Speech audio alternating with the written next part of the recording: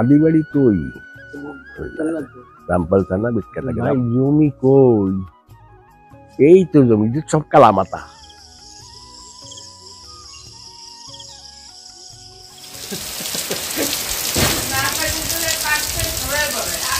এইসব দোকানে দিদি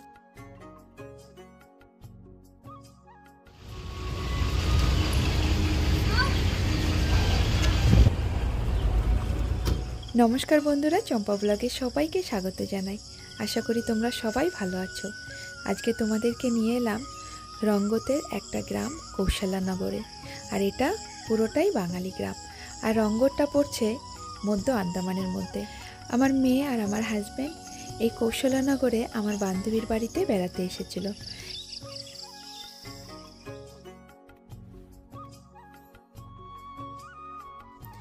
এই গ্রামের মানুষদের প্রধান জীবিকা হচ্ছে চাষবাস। আর এখানে বেশিরভাগ বলতে পারো সবাইকেই 30 বিঘা করে জমি জায়গা দেওয়া হয়েছে। এখানে ঘুরে দেখতে গেলে দেখবে বাগ বাগান আর সঙ্গে রয়েছে চাষের জমি। এই সমস্ত গ্রামের মানুষদের জীবনটা একটা সময় খুব সহজ ছিল না, খুব কঠিন ছিল বলতে পারি। কারণ নতুন নতুন যখন এখানে পুনর্বসতি দিয়েছিল তখন এই সমস্ত জায়গাতে অনেক জঙ্গল ছিল, জোক ছিল, সব ধরনের সমস্যার সম্মুখীন হতে হয়েছিল। আমার বান্ধবীর বাড়িতে সব ধরনের গাছগাছালি আছে। ফলের গাছ, আনারস থেকে শুরু করে লেবু, আম, সবেদা সব কিছুই আছে।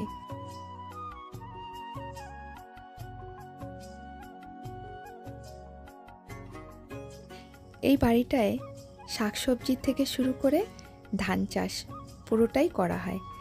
আর এই বাড়িটায় রয়েছে বেশিরভাগ সুপারির বাগান।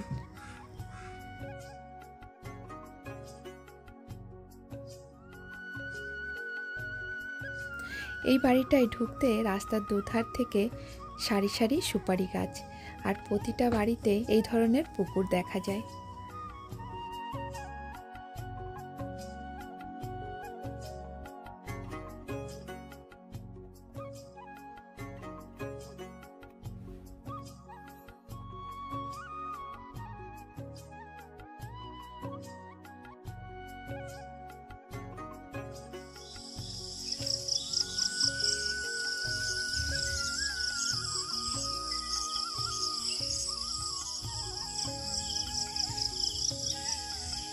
একটা নতুন বাড়ি বানাচ্ছে।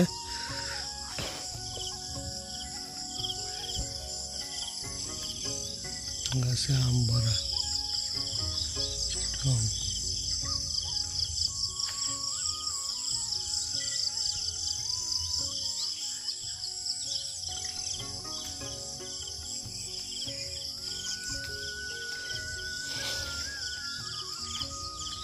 এই বাড়ির 3 ছেলে। 3 ছেলের মধ্যে 2 ছেলে সরকারি চাকরিতে নিযুক্ত রয়েছে, আর ছোট ছেলে শিক্ষিত ছিলেন, কিন্তু ওনার বিজনেস ছিল। বিজনেসটা এখনও আছে, কিন্তু উনি আর আমাদের মাঝে নেই। কোনো দুর্ঘটনায় উনি আমাদের ছেড়ে চলে গেছেন। রঙ্গতে বাজারের উপরে ওষুধের দোকানটা ওনার বাবা এবং ওনার ওয়াইফই চালাচ্ছেন। আমার বান্ধবী আর আমি আন্দামান নিকোবরের শহীদ দ্বীপের মেয়ে। আমরা দুজনে স্কুল লাইফের থেকে কলেজ লাইফ পর্যন্ত একই সঙ্গে কাটানো। আর সেই মধুর সম্পর্কটা আজও আমাদের মাঝে রয়েছে। আশা করি সারাটা জীবন এই সম্পর্কটা আমাদের মাঝে থাকবে।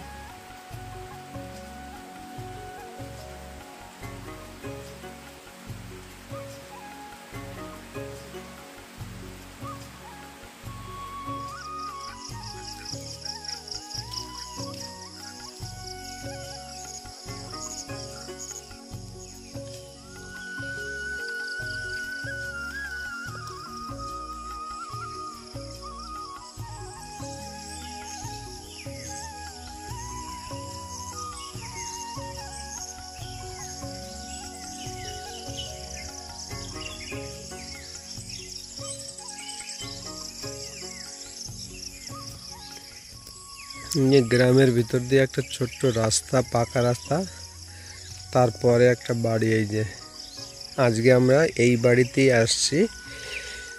জায়গাটা হলো কৌশলানগর। আর আজকে মঙ্গলবার 4 তারিখ 4 জুন 2024। আমরা এখানে একটা বিশেষ কাজে আসছিলাম, একটা মন্দিরে যাব বলে, আর তার সঙ্গে ভেবেছি একটু আশেপাশে প্রাকৃতিক দৃশ্যটা আপনাদের সঙ্গে শেয়ার করার একটু ইচ্ছা। আর এই বাড়িতে এমন কোনো কিছু নেই যেটা কিনা ওনারা করে না। এই যে এখন জমি খালি পড়ে আছে, এখানে শাকসবজি ছিল, এবার রোদের সময় ভীষণ রোদ ছিল, এই যে এখন জল বেঁধে গেলে ধানের চাষ হবে। এই সুপারি বাগান আছে, ফল ফলাদি, আম বাগান, যা যা ফল ফলাদি আছে সব এই বাগানে আছে, এদের বাগানে।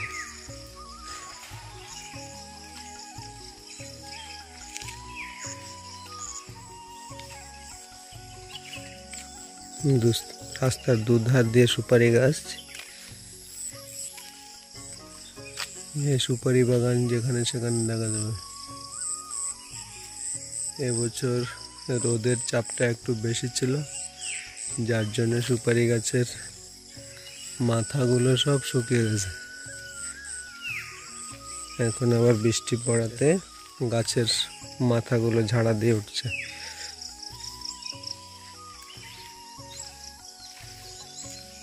কলা বাগান, কলা বাগানে গরমে কলা পাতাগুলো একদম সব শুকিয়ে গেছে।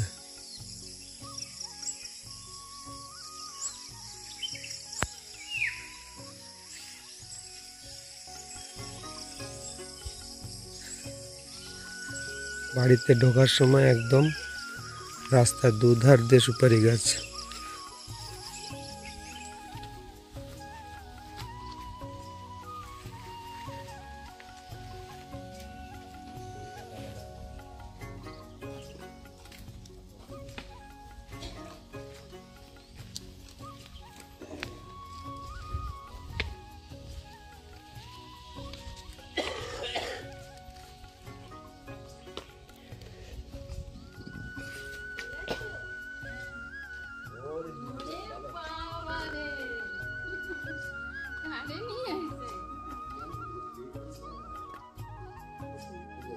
আজকে তোমাদেরকে আমার বান্ধবীর শ্বশুরমশাইয়ের সঙ্গে সাক্ষাৎকার করাবো, কারণ ওনার জীবনে বহু সংঘর্ষের পরে আজকে জমি, জায়গা, সম্পত্তি সব কিছুই বানিয়েছেন। তাহলে চলো ওনার মুখেই আমরা শুনি। নমস্কার, নমস্কার। ভালো আছেন তো? হ্যাঁ। বলছি আপনার নামটা কি? হ্যাঁ? আপনার নাম? সুধাংশু শেখর গাঙ্গুলি। বলছি আপনার ছোটবেলা থেকে বড় হওয়া আর প্রাথমিক শিক্ষাটা কোথায় হয়েছে সেই সমস্ত ব্যাপারে একটু শুনতে চাই। পড়াশোনা, লেখাপড়া ও লেখাপড়া 8 অব্দি ডাক্তার হাই স্কুল, তখন কুয়ের হেডমাস্টার ছিলেন। কোথায়? ওইখানে ঢাকায়? এই খুলনায়। খুলনায়? কুবের নাম সবাই জানে, কুবের বিশ্বাস। উনি আগে সেই ফার্স্টে MLA ছিলেন। ওনার পরে তো তারপরে ওই ওনার হাতে অনেকগুলি স্কুল তৈরি হয়েছে। ওই বেতকাটা সপ্তগ্রাম স্কুল, তারপরে ডাকরা স্কুল, গিলেতলা, বাঁশতলি, গ্রামের নাম ভুলে গেছি। তারপরে বাঁশতলি গেল। আপনার আদি বাড়ি কোথায় ছিল? আদি বাড়ি তো ওই খুলনাতে? রামপাল থানা, বেতকাটা গ্রাম। প্রথমে বললাম বাড়ি স্কুল ছিল, বাড়িতে 5 অব্দি, 5 পাস করে মাইনর স্কুলে গেলাম, মাইনর স্কুল 6 পাস করে হাই স্কুলে গেলাম। হাই স্কুলে 8-এ যখন পড়ি তখন চলে এলাম যে মুসলমানের অত্যাচারে, এত অত্যাচার, মানে সে অত্যাচারে মানে ওখানে থাকা যাবে না। এইরকম অত্যাচার করেছে। পাশে তো আমাদের খাল ছিল, পাশে খাল, সেই খালে আসতো, খাল দিয়ে বাজারে যেত। ওখানে শনির ছিল বাজার, শনির থেকে ওদিকে চলে যেত সবাই। ওইখান থেকে ডুঙ্গিটা ড্রপ করে ঢুকতে পারে। ঘরে ঢুকে ওরা জানে কি মন্ত্র জানে, ভগবান জানে, সে বিছানাপত্র সব ফেলে দিয়ে, আগে তো সব কাঁসা পাত্র সব ওই বিছানা করতো, তার নিচে গর্ত করে, হ্যাঁ, ওর ভিতরে থালা বালু গ্লাস ট্লাস সব রাখা হতো। ও মা, সে ঠেলে ফেলে দিয়ে সে নিয়ে যেত, কি করে বুঝতে পারতো না, এমন অবস্থা। না মানে কবে আসেন? আন্দামানে 61-এ, 61-এ আন্দামানে আসি। পাকিস্তানে ছাড়লাম 60-তে, পাকিস্তানে এই হিন্দুস্তানে এলাম। ওদের থেকে একদম ওখান থেকে এলাম মংলা পোর্ট, ওর নাম শুনেছেন? মংলা পোর্ট থেকে এলাম সাতক্ষীরা, সাতক্ষীরার থেকে ওই ইট ইন্ডিয়া পার হয়ে বসিরহাট হয়ে, বসিরহাট কিছুদিন ছিলাম। ওইখানে আমার দাদুর বাড়ি ছিল, ওখানে কিছুদিন ছিলাম। থাকার পরে আসলাম কোথায় ঘুরে বেড়াই, কোথায় কোথায় আমাদের লোক আছে, ওখান থেকে যাই রানাঘাট। রানাঘাটে কাকার বাড়ি, দাদুর বাড়ি রয়েছিল, ক্যাম্পে সব উস্তান কিন্তু ক্যাম্পে সবাই। তখন ওই 59-এর এক্সাম হবে, 8-এ এক্সাম। তখন আমার ছিল সব স্যালারি চুরি করে নিত, বই বই ইত্যাদি, যেহেতু টাকা যাবে না, ওইখান থেকে মন ভেঙে গেল। 5 মাসের না 6 মাসের পয়সা দিচ্ছে, ইয়ে ফি, তার দেই নেই। স্যালারি থাকবো না, দিয়ে লাভ ডাকি, ও রেখে দিছি, তাও ডাব্বার ভিতরে, একটা ডাব্বার ভিতরে মাটির তলায় রেখেছে। এখন ডাব্বা ছিল কটু, পাকিস্তানে কটু বলতো, ডাব্বা বলতো না, কটু। কটুর মধ্যে সে গর্ত করে ওর মধ্যে রেখেছে, কেন থাকে না কিছু। ওই দেখে আমি না, এই দেশে টাকা যাবে না, ওখান থেকে বেরোলাম। বেরিয়ে আসলাম কোথায়? তখন আপনার বয়স কত? হ্যাঁ, তখন আপনার বয়স কত? তখন আমার বয়স হচ্ছে ওই 18। এখন তো 7 বছর থেকে স্কুলে নিত না,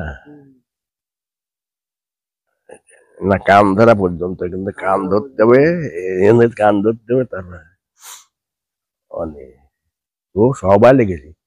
এই তালের ভাতার থেকে শুরু করছি, তালের ভাতার থেকে তালের ভাতায় একে চন্দ্র দুই পক্ষ সব তালে ভাতায়। কলম তো 6 এসে কলম ঢুকেছি পকেটে। আগে তো কলম ছিল হ্যান্ডেল, কালির দর থাকতো, হ্যান্ডেল দিয়ে লিখ। এই করে আসলাম কোথায়, স্কুল কিন্তু আমার উত্তরে, আমি যাচ্ছি দক্ষিণে মংলাপোটের দিকে। মংলাপোটের দিয়ে আসলাম, আমার দাদু আছে, কাকু আছে, দাদু আছে।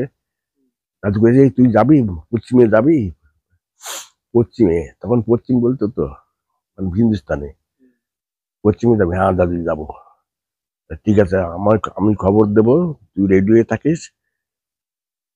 তখন ওই স্কুলে যাবো, এদিকে যাচ্ছি দক্ষিণে, ওই সে মোংলাপোটে গিয়ে আসে, মোংলাপোট থেকে লঞ্চ ধরে সাতক্ষীরে এসে, লঞ্চে সাতক্ষীরে নাম, সাতক্ষীরে থেকে ওই দালাল ধরে, মানে তালের ডুঙ্গি, কিন্তু তালের ডুঙ্গিতে পার হয়েছি আমরা 3 জন, 4 জন, 4 জনে তালের ডুঙ্গিতে পার হয়ে গেছি। আসে নামলাম ওখানে, কি ওই সাতক্ষীরা এই পাশে হচ্ছে, মানে ইট ইন্ডিয়ার কাছাকাছি। ইট ইন্ডিয়া, ওই পাকিস্তান দিয়ে পার হই, আমার পাকিস্তান ধরছিল আর কি। ওখানকার লোকে বলে যে এই যে পাকিস্তানতে আসতেছে, বেচারারা ভরসা করেছিল ওদের কাছে। সব টাকা গোল গোল করে করে সব সুতো দিয়ে তাগির সাথে বাঁধছে, ঝুলে ঝুলে। তাহলে তো পকেট টকেট তখন তো অত ইয়ে ছিল না, সিরিয়াস ছিল না, এখন তো সিরিয়াস হয়ে গেছে।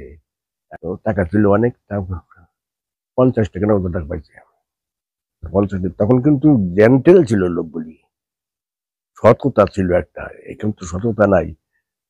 তো 50 টাকা ছিল, ওরা 20 না 25 টাকা রেখে আর বাকিটা ফিরে দিচ্ছে, টোটাল যাবা তো। তো ওই নিয়ে আসলাম বসিরহাট, দাদুর বাড়ি ছিল, ওখানে থাকলাম কিছুদিন। ওখান থেকে কোথায় যাবো, এখন আমার বাড়ির লোকজন কোথায় কে আছে, রানাঘাট। এখন ক্যাম্পে সবাই, কিন্তু ক্যাম্পে। কাকু বললো, আমার কাকু আছে ওখানে, কাকু দাদু তখনকার লোক সোজা ছিল, মানে মনের ভিতরে গন্ডগোল ছিল না। তো দাঁড়া, তোর এই পরীক্ষাটা হয়ে যাক, তোর অ্যাডমিশন করে দেবো মানে। তো এর মধ্যে ঘুরে বেড়াই আবার। ওই কাকার বাড়ি থেকে কতদিন পরে গেলাম মামার বাড়ি, আরো কাকার বাড়ি আছে ওই বড়বড়িয়ায়, রানাঘাটে নিচে। বড়বড়ি ওখান থেকে ঘুরে ঘুরে কোথায় গেলাম, লাস্টে গেলাম মুর্শিদাবাদ, লালগোলা ক্যাম্পে মামা, এই যে মামা আমার সঙ্গে আছে মধ্য, এই মামার নামে আসছি, মামার কার্ডে। তো লালগোলার থেকে আগে ডাক এসে গেছে, কি এই আন্দামান যাবি, মানে কোনো অসুবিধা নেই, আমাদের সব কিছু এভরিথিং উইল বি গেট, মানে সব জিনিস দেবে। এই একদম ভাত রান্না করার থেকে যত কিছু লাগবে, আর নুড়ি ফুড়ি ইত্যাদি সব দেবে। 30 বিঘে জমি দেবে, ঘর দেবে, গরু দেবে, সবই দেবে। তুই ওখানে গেলে তোর কোনো পড়াশোনার সুবিধা হবে না। আমি চিন্তা করলাম ঠিক আছে, এত যখন সুবিধা, 30 বিঘে জমি, তাহলে 1 বিঘে জমি, এই এই 1 বিঘে, এই 30 বিঘে জমি, 30 বিঘে জমি, তার মানে 30 বিঘে জমি পাকিস্তানি হিসাব ধরছি, 20 মন করে ধান, 20 মন করে ধান হলে কয়শো মন ধান হবে, 600 মন ধান হবে। তাহলে 1 বছর কষ্ট করে করবো, 3 বছর বসে খাবো। গেলাম, আইসে রে বাবা, দেখি যে কালা মাথা, এইখানে নামলাম, ওই যেখানে এই ইয়ে না, ওই পোলটা একটু বড় বট গাছ ছিল, সেই বট গাছের নিচে মানে তখন ওই এই খালও, কিন্তু এই যে খালগুলি না এখন তো ইয়ে গেছে, বন্ধ হয়ে গেছে, খালগুলি ডিপ ছিল, খুব ভালো গভীর ছিল, গভীর চাই। তখন কুমির অত উপদ্রব ছিল না, কয়েক বছর ওই যে এরা আরো ছেড়ে ছেড়ে ছেড়ে ছেড়ে দিয়ে এই অবস্থা করছে। ওইখানে বট গাছ ছিল, বট গাছের নিচে। তারপরে উপরে উঠে দেখি ওই শ্যামকুন্টুন লোকজন আছে সব পাকিস্তান, আমাদের বাড়ির ধারে কালকে বাড়ি ফাড়ি শনিজের বাড়ি সব। তো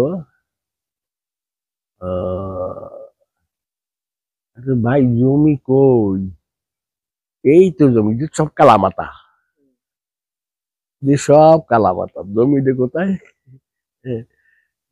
তাহলে এই হচ্ছে জমি, মানে কেটে কেটে কেটে কেটে শুকিয়ে আগুন দিছে, কালি কালামাতা রয়েছে।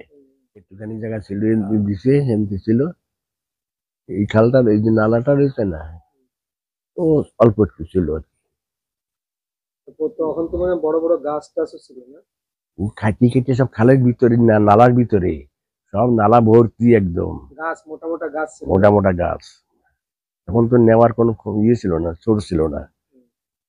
এই তো অল্প দিন ধরে কিছু, মানে আসার 7-8 মাস পরে, 2 বছর 3 বছর পরে গাছ নেওয়া শুরু করছে। আমার তো ওই নালার ভিতরে গাছটা এটেন্ড করে তো হাতি দিয়ে। ওই যে ওইখানে 8 পর্যন্ত পড়ে আসছিলেন না? হ্যাঁ, 8 অব্দি। তারপরে এখানে পড়লাম, আর বেশি না, 3 ক্লাস পড়ছি ওইখানে। এখন তো 10th অব্দি ছিল না, তো স্কুলের নামটাম নাই। ধুর, আমি জানি আমার জমি টমি লাগে, আমি যা কাজ করতে এসছি করি আগে। ছেড়ে দিয়েছিল গেলাম স্কুলে, স্কুলে ভর্তি হয়ে ক্যাশ ডল পেতাম, যে কদিন ধান না হবে ক্যাশ ডল দিত, ওই ক্যাশ ডল নিয়ে যতদিন ধান না হবে ক্যাশ ডল দেবে, ওই ভর্তি হলাম। ওহো, ভর্তি হলাম কোথায়, এইখানে এই রঙ্গত স্কুলে। স্কুলে ভর্তি হলাম, তো হিন্দি মিন্দি জানতাম না, ওই সংস্কৃত জানতাম বলে হিন্দি একটু তাড়াতাড়ি যাচ্ছে। সংস্কৃত না, এখন তো 6, 7, 8 পর্যন্ত সংস্কৃত। তারপরে এখানে এসে আবার ওই 2-3 বছর পরে কম্পাউন্ডার ট্রেনিং, তখন তো কম্পাউন্ডার ছিল, কম্পাউন্ডার ট্রেনিং এ ঢুকলাম 67-এ। 1.5 বছরের কোর্স ছিল, 1.5 বছরের। তখন ভালো ভালো ডাক্তার ছিল, ভালো ভালো ইয়ে। মানে আপনার তারপরে আপনি সরকারি চাকরি করেন? ওই তো 67 থেকে। মানে ওই যে 10 পরে তারপরে কম্পাউন্ডার ট্রেনিং করার পরে সরকারি চাকরিতে ঢোকেন? ওই 68-এ ওই করতে করতে 69 ধরায় দিছে। 69-এ অ্যাপয়েন্টমেন্ট হলো। অ্যাপয়েন্টমেন্ট হয়ে কোথায় ছিলাম? প্রথম ছিলাম বারাটাং 10 বছর। বারাটাং থেকে আসলাম কোথায়? বারাটাং থেকে গেলাম ডিগলিপুর। ডিগলিপুর থেকে আসলাম আবার কোথায়? কদমতলা। কদমতলা থেকে ক্যাম্বেল বে। ক্যাম্বেল বে থেকে আসলাম আবার ডিগলিপুর মায়াবন্দরে। মায়াবন্দর থেকে এসে আবার কিছুদিন ওখানে ছিলাম, আবার গেলাম ডিগলিপুর। ডিগলিপুর থেকে এসে একদম রঙ্গত। রঙ্গত এসে 207-এ রিটায়ার। 2007-এ বাড়িতে রিটায়ার। সেই থেকে এইখান থেকে এই পর্যন্ত। আপনার এখন বয়স কত হয়েছে? এমনিতে বয়স তো 85 হয়ে গেছে। হয়ে গেছে? তখন তো বয়সের কোনো ছিল না, মানে আন্দাজে যা বলে দিয়েছেন তাই। এখন এখন আপনি পেনশন পাচ্ছেন? পেনশন পাচ্ছেন? হ্যাঁ। পেনশন কত করে পান? 36,000 পার মান্থ দিয়া। আমিও সেই হিন্দি বাংলাদেশ ছাড়িয়ে গেলাম। তারপরে গেছিলাম একবার বেড়াতে, দেখি অবস্থা। গেছিলেন? আর সেই বাংলাদেশ নাই, জলামগ্ন, জলে জল ভরা। আমাদের যেখানে ছিল বাড়ি, এখানে তো জল ডোবা। নতুন বাড়িতে, পুরন বাড়িতে এই যে এরকম উঠোন, উঠোনের ভেতরে এতখানি, এত উঁচু করে মেড়ি দেওয়া, এত উঁচু করে মেড়ি দেওয়া। সেই মেড়ির পরে যে যাতায়াত হতো, জল ভরা। মানে এখন সে বাংলাদেশও নাই, সোনার বাংলা ছিল, এখন রূপোর বাংলায় পরিণত হয়েছে। সোনার বাংলা আর এখন নাই, আর কিচ্ছু নাই। ওই আপনাদের ওইখানে এখন নিজেদের আত্মীয় স্বজন আছে? হ্যাঁ, নিজেদের আত্মীয় স্বজন আছে? হ্যাঁ, আমার কাকার ছেলে টেলে আছে, আছে, যোগাযোগ আছে? আছে, কষ্ট আছে, রয়েছে, কষ্টে আছে। তখন চলে আসলে কিন্তু এই সময় থেকে আসতে হতো, তো আসবে না। ওই সোনার বাংলা ছেড়ে আর আসলো না। এখন লবণ মাগনা হয়ে গেছে। সেই সময় আসলে এইখানে জমি যা 30 বিঘে দিতই, কাজ করে খেতে পারতো, বাস কর্ম করে খেতে পারতো। আসবে না কেউ। আর কি বলবো আর।